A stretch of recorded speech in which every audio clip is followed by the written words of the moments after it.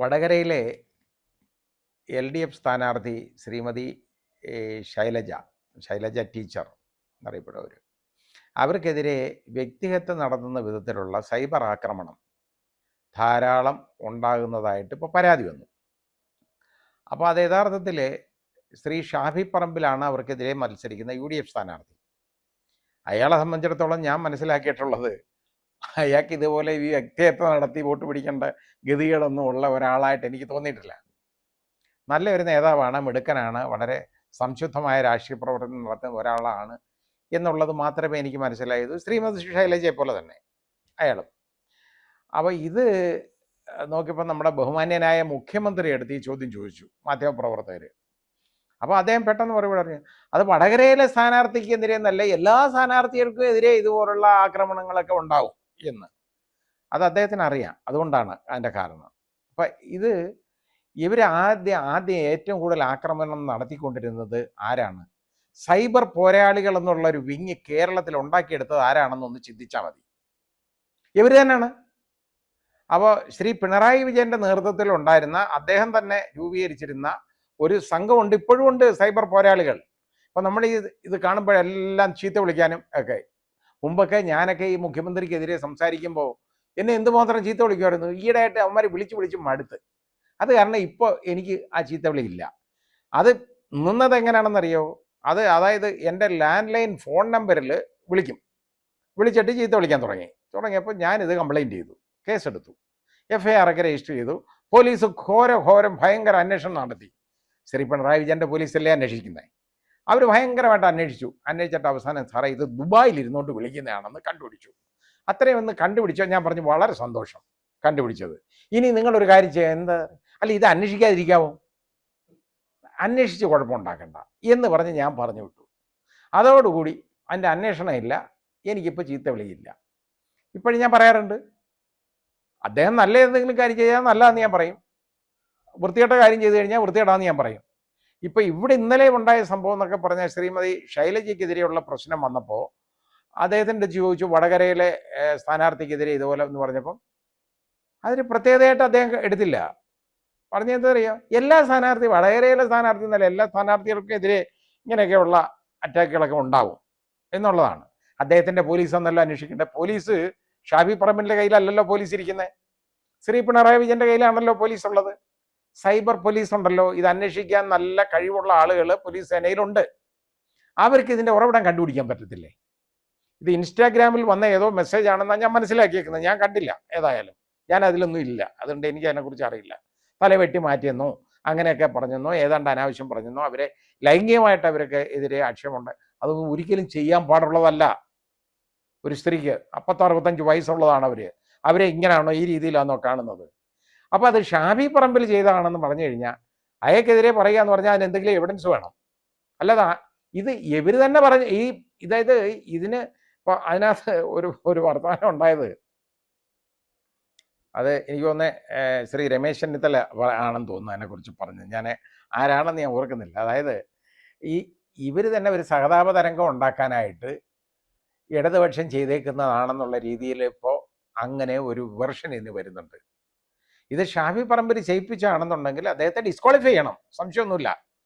കാരണം നമ്മുടെ RP representative of people's act RP ആക്ടിലെ 123-ാം വകുപ്പ് അനുസരിച്ച് ഇത് കറപ്റ്റ് പ്രാക്ടീസിനകത്ത് വരും.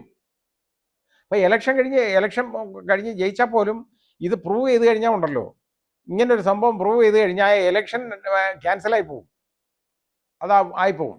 അപ്പോൾ ആ രീതിയിൽ ഉള്ള കാര്യം ഉണ്ടെങ്കിൽ ശ്രീ ഷാഫി പറമ്പിൽ ചെയ്തിട്ടുണ്ടെങ്കിൽ അത് അദ്ദേഹത്തിനെ ഡിസ്ക്വാളിഫൈ ചെയ്യണം, സംശയമൊന്നും വേണ്ട. അല്ലെങ്കിൽ അദ്ദേഹം ചെയ്താണെന്നുള്ളതിൻ്റെ എവിഡൻസോ അദ്ദേഹത്തിൻ്റെ അറിവോടുകൂടി ചെയ്താണെന്നുണ്ടെങ്കിൽ അതിന് കേസെടുക്കണം. അദ്ദേഹത്തിൻ്റെ ഇലക്ഷൻ ഏജൻറ്റ്, പോളിംഗ് ഏജൻറ്റ്, അതുപോലെ ഇലക്ഷൻ ഏജൻറ്റ് ഇവരാരെങ്കിലും ചെയ്തതായാലും അദ്ദേഹത്തിന് ബാധ്യതയുണ്ട് ഇതിനകത്ത്. അങ്ങനൊന്നും ശ്രീ ഷാഫി ചെയ്യുമെന്ന് ഞാൻ വിശ്വസിക്കുന്നില്ല. ഇതിനകത്ത് ഇപ്പോൾ ഇതിനകത്തിലെ കലക്ക വെള്ളത്തിൽ മീൻ പിടിക്കുന്ന മാതിരി ഇത് ആരോ ചെയ്തു. അവർക്കെതിരെ അതിൽ തന്നെ ഒരുപാട് വിരോധികളുണ്ട്. അപ്പോൾ ഇതൊന്ന് ചെയ്തു വെച്ചാൽ ഈ കണക്കിന് അത് ഷാഫിയുടെ തോളെ ഇരുന്നോളുമല്ലോ എന്നുള്ള ധാരണയിൽ ആരെങ്കിലും ചെയ്താകാനും മതി ഇങ്ങനെ ചെയ്തിട്ടുണ്ടെങ്കിൽ. ഇതൊക്കെ ഈ വൃത്തികെട്ടവന്മാർ സമൂഹത്തിൽ ഒരുപാടുണ്ട് ഇങ്ങനെയൊക്കെ ചെയ്യുന്നവർ. അതിന് അവർക്ക് പ്രത്യേക രാഷ്ട്രീയം അതൊന്നുമില്ല. പിന്നെ ഇവർക്കൊരു സൈബർ പോരാളികൾ, സൈബർ സഖാക്കൾ ഉണർന്ന് പ്രവർത്തിക്കണമെന്ന് പറയുന്നത് ഞാൻ കേട്ടിട്ടുണ്ട് മുമ്പ്. ഉണർന്ന് സൈബർ സഖാക്കൾ ഉണർന്ന് പ്രവർത്തിച്ചാണോ ഇതെന്ന് സംശയിക്കേണ്ടിയിരിക്കുന്നുണ്ട് ഈ കാര്യത്തിൽ. അപ്പോൾ അത് ആ സംശയം അന്വേഷിക്കണം. ഇതെന്താ അന്വേഷിച്ച് വെളി കൊണ്ടുവരാത്തത്? ഇത് അന്വേഷിച്ച് വെളി കൊണ്ടുവന്നു കഴിഞ്ഞാൽ ഇത് ആരാണെന്ന് അറിയാമല്ലോ. ഇപ്പോൾ ഇത് ഏത് ഇതിൻ്റെ ഉറവിടം കണ്ടുപിടിക്കാൻ IP അഡ്രസ്സും ഒക്കെ എടുക്കാൻ പറ്റാത്തതൊന്നും അല്ല.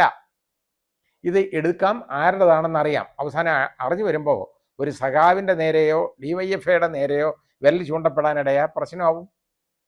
അതുകൊണ്ട് ഇത് അന്വേഷിക്കത്തില്ല, ഇത് അന്വേഷിക്കാനേ പോകുന്നില്ല. ഇതിങ്ങനെ പറയാം, ഇത് ഷാഫി പറമ്പിൽ ചെയ്തതാണ് എന്ന് ഇങ്ങനെ പറഞ്ഞുകൊണ്ടിരിക്കാം. പറഞ്ഞുകൊണ്ട് വല്ല കാര്യമുണ്ടോ? അയാൾ ചെയ്തതാണെന്നുള്ളതിന് എന്തെങ്കിലും തെളിവ് വേണ്ടേ? അല്ലെങ്കിൽ അയാളുടെ അറിവോടുകൂടി ചെയ്തതാണെന്നുള്ളതിൻ്റെ തെളിവ് വേണ്ടേ? അല്ലെങ്കിൽ അയാളുടെ പാർട്ടി, രാഷ്ട്രീയ പാർട്ടി, അയാളുടെ രാഷ്ട്രീയ പാർട്ടിയുടെ നേതൃത്വം, അല്ലെങ്കിൽ അവർ നിയോഗിച്ചേക്കുന്ന പോളിംഗ് ഏജൻറ്റ്, ഇലക്ഷൻ ഏജൻറ്റ്, ഇവരാരെങ്കിലും ചെയ്തതായിട്ടുള്ള തെളിവുണ്ടെന്നുണ്ടെങ്കിൽ കാര്യം ശരിയാണ്, പ്രശ്നമാണ്. അത് അന്വേഷണം നടത്തി എടുക്കേണ്ടത് ആരാണ്? അയാൾക്ക് അന്വേഷിക്കാൻ അയാളുടെ പോലീസില്ല. ഞാൻ നിരപരാധിയാണ് എന്ന് അന്വേഷിച്ച് പറയാനായിട്ട് ഷാഫി പറമ്പലിന് സ്വന്തമായിട്ട് പോലീസ് സേനയൊന്നുമില്ല. ഇവിടെ അതുള്ളത് നമ്മുടെ ബഹുമാന്യനായ മുഖ്യമന്ത്രിയുടെ കയ്യിലാണ്. അദ്ദേഹത്തിൻ്റെ പോലീസ് നിർബന്ധമായിട്ട് ഇത് അന്വേഷിച്ചെടുക്കണം. അന്വേഷിച്ച് ഇതിനകത്ത് കൾപ്രിറ്റ്സിനെ കണ്ടുപിടിക്കണം. അത് എതിർഭാഗം രാഷ്ട്രീയ പ്രവർത്തകർ ഇതുപോലെ ചെയ്തിട്ടുണ്ടെന്നുണ്ടെങ്കിൽ അതിന് യഥാർത്ഥത്തിൽ നടപടി വേണം, ശരിയായ നടപടി. അതാ എടുക്കേണ്ടത്. അത് ഒരു സ്ത്രീയെയും ഈ രീതിയിൽ അപമാനിക്കാനോ ആക്ഷേപിക്കാനോ ആർക്കും അവകാശമില്ല, ചെയ്യാൻ പാടില്ല, ചെയ്തുകൂടാത്തതാണ്. ഗുരുതരമായ തെറ്റാണ് ചെയ്തേക്കുന്നത്. അതിന് കർശനമായ നടപടി ആരെടുക്കണം? ഇവിടെ അതിന് പോലീസ് സേനയുണ്ടല്ലോ, അവരാ നടപടി എടുക്കേണ്ടത്. കാരണം ഇവരെ തെറി വിളിക്കുക, അല്ലെന്നുണ്ടെങ്കിൽ ഈ രീതിയിൽ ഇവരെക്കുറിച്ച് മോശമായി അവഹേളനപരമായിട്ട് പെരുമാറുക, സ്ത്രീത്വത്തെ ആക്ഷേപിക്കുന്ന വിധത്തിൽ പെരുമാറുക, ഇതിനൊക്കെ ഒഫൻസ് ഉണ്ട്. അതനുസരിച്ച് ഇൻഫർമേഷൻ ടെക്നോളജി ആക്ട് അനുസരിച്ച് ഒഫൻസ് ആവും, ഇന്ത്യൻ പീനൽ കോഡ് അനുസരിച്ചുള്ള ഒഫൻസ് വരും, ഇതെല്ലാം ഉണ്ട്. ആ ഒഫൻസൊക്കെ ഇട്ട് കേസെടുത്തിട്ട് ഇവരെ അന്വേഷിക്കണം. എന്തുകൊണ്ട് അന്വേഷിക്കുന്നില്ല? അത് ചുമ്മാ അങ്ങ് ഷാഫി പറമ്പിലാന്ന് പറഞ്ഞാൽ മതിയോ? അയാൾ മത്സരിക്കുന്ന ഒരൊറ്റ കാരണം കൊണ്ട് അയാളെ പറഞ്ഞാൽ മതിയോ? അത് ശരിയായ ഒരു നടപടിയല്ല. ഇത് യഥാർത്ഥത്തിൽ ഇതിനെക്കുറിച്ച് അന്വേഷിക്കേണ്ടത് ശ്രീ പിണറായി വിജയൻ്റെ പോലീസാണ്. അവരന്വേഷിച്ച് സത്യം കണ്ടുപിടിക്കട്ടെ പെട്ടെന്ന്, ആരുടെ ആയാലും. അല്ലാതെ ഇലക്ഷൻ വരെ ഇത് വലിച്ചു കെട്ടി കഴിഞ്ഞിട്ട് പിന്നെ ഏതെങ്കിലും ഒരുത്തനാണ്, അല്ലെങ്കിൽ അതിന് തെളിവ് കിട്ടിയില്ല എന്നൊക്കെ പറയുന്നത് പണിയെന്ന് പറഞ്ഞു കഴിഞ്ഞാൽ ഇത് 4 വോട്ടിന് വേണ്ടിയുള്ള കാര്യമാണ്. അതിന് ആ സഹോദരി ഈ രീതി ആക്ഷേപിക്കേണ്ട കാര്യമുണ്ടോ? അവർക്ക് വോട്ട് വേണമെങ്കിൽ, ഇടതുപക്ഷത്തിന് വോട്ട് വേണമെങ്കിൽ ഇതും കൂടെ, ഈ മുതലെടുപ്പും കൂടെ വേണോ എന്നൊന്ന് ചിന്തിക്കണം. അതിന് ശ്രീമതി ശൈലജ തന്നെ അവരെ രാഷ്ട്രീയ പ്രസ്ഥാനത്തോട് പറയണം, ഈ രീതിയിലുള്ള വോട്ട് എനിക്ക് വേണ്ട എന്നൊന്ന് പറയണം. അതായിരിക്കും നല്ലത്.